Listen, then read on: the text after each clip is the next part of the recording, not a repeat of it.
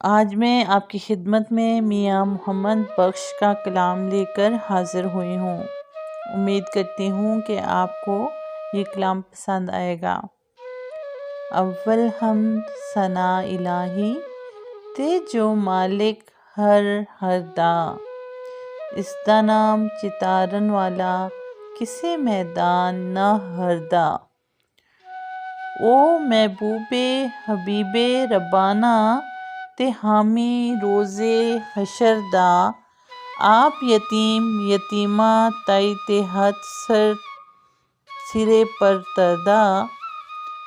आप मकानो हाली इसती कोई मकान ना हाली, हर वेले हर चीज़ मुहम्मद रखदा नित संभाली।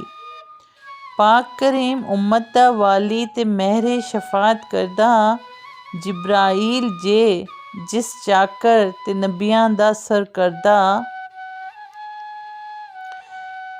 जीवन जीवन झूठा नावा मौत खुली सर उत्ते, लख करोड़ तेरे थी सोने हाक अंदर रुल सुते।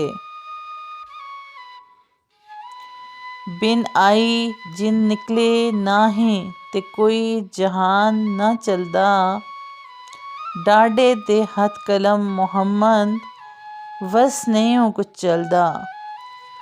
लोए लोए भले कुड़िए जे दुध पांडा बना, शाम पई बिन शाम मुहम्मद ते घर जांदी ने डरना।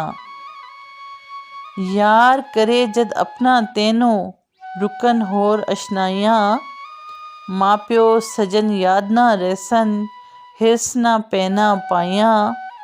नीचां दी अशनाई कोलों ते फैज़ किसे नहीं पाया, किकर ते अंगूर चढ़ाया हर गुच्छा जख्माया।